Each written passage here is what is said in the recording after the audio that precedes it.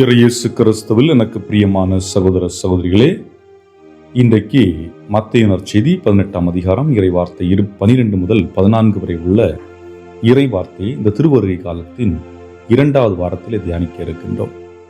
இந்த பகுதியிலே ஆண்டவர் இயேசு கிறிஸ்து கொடுக்கின்ற செய்தி என்ன? ஒருவரிடம் 100 ஆடுகள் இருக்கிறது. அதில் ஒன்று தொலைந்து போய்விட்டால் என்ன செய்வீர்கள்? தொலைந்த ஆட்டை தேடிச் செல்ல மாட்டீர்களா என்ற ஒரு கேள்வி எழுப்புகின்றார்.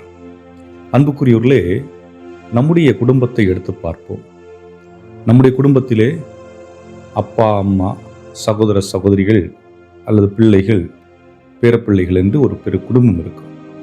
இந்த குடும்பத்திலே எந்த குழந்தையை நினைத்து அதிகமாக கவலைப்படுவார்கள்?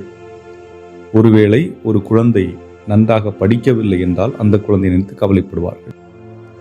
ஒருவேளை ஒரு குழந்தை வேலைக்கு செல்லவில்லை என்றால் அந்த குழந்தை நினைத்து கவலைப்படுவார்.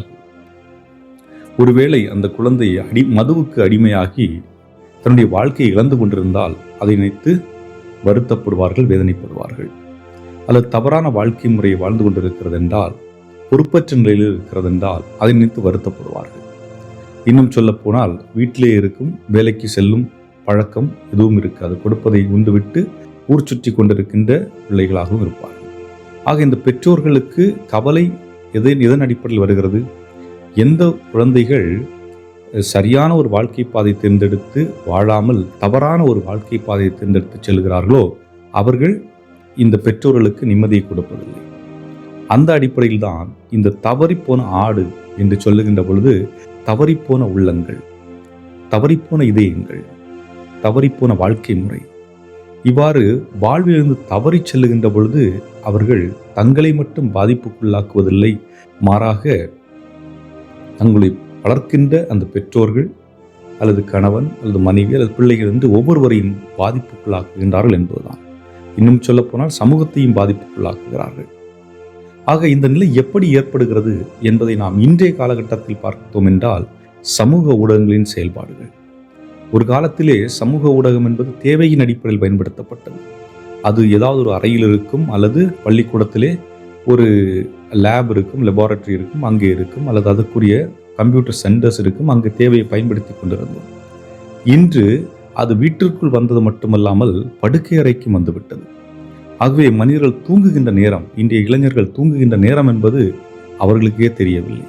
பொதுவாக அன்றைய காலகட்டத்திலே, வெளிச்சமில்லாத காலகட்டத்திலே இருள் தொடங்கிவிட்டால் தூங்குகின்ற நேரம் என்று ஒரு நிலைப்பாடு இருந்தது.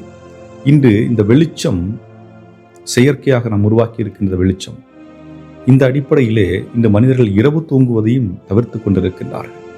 ஏன், ஒரு சிலர் மொபைல் போனை வைத்துக்கொண்டு பல மணி நேரம் இரவு முழுவதும் அதை பார்த்து கொண்டு ரசித்து கொண்டும் இருக்கின்றார்கள். இதனால் அவர்களுக்கு ஏற்படுகின்ற பாதிப்புகளை பற்றி அவர்கள் உணர்ந்து கொள்வதில்லை. இது அவர்களை மட்டும் பாதிக்குமா என்றால் நிச்சயமாக இல்லை, அவர்களை சுற்றி இருக்கின்ற சமூகத்தையும் பாதிக்கும். ஆக தவறிப்போன ஆடுகள் என்று சொல்லுகின்ற பொழுது அன்றைய காலகட்டத்திலே ஊதாரி மைந்தன் ஓமையை பார்க்கின்றோம். தவறி செல்லுகின்ற ஒரு மனிதனாக இருக்கின்றார்.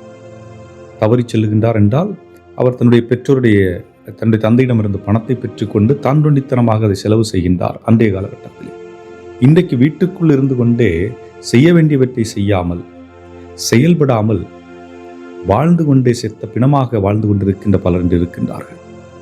ஆகவே இது பெற்றோர்களுக்கு வேதனை கொடுக்கக்கூடிய ஒன்றாக இருக்கிறது, அல்லது உற்றார் உறவினர்களுக்கு வேதனை கொடுக்கக்கூடிய ஒன்றாக இருக்கிறது.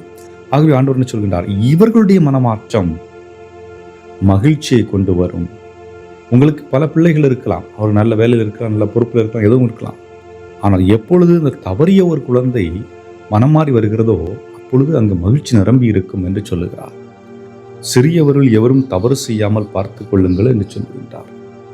இச்சிறியவருள் அப்படி என்றால் என்ன? இது அவர் ஆட்டை பற்றி குறிப்பிட்டிருந்தாலும் மனித சமூகத்தை பற்றி தான் சொல்லுகின்றார். அன்புக்குரியவர்களை சிந்தித்து பார்ப்போம்.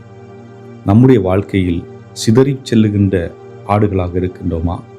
அல்லது நம்முடைய பணிகளை, கொடுக்கப்பட்ட பணிகளை சரியாக செய்து கொண்டு வாழ்வினுடைய அர்த்தம், என்னுடைய வாழ்க்கை எதற்கான அர்த்தம், நான் ஏன் வாழ வேண்டும் என்ற பொருளை உணர்ந்து வாழக்கூடிய மனிதர்களாக இருக்கின்றோமா என்பதை சிந்தித்து பார்ப்போம்.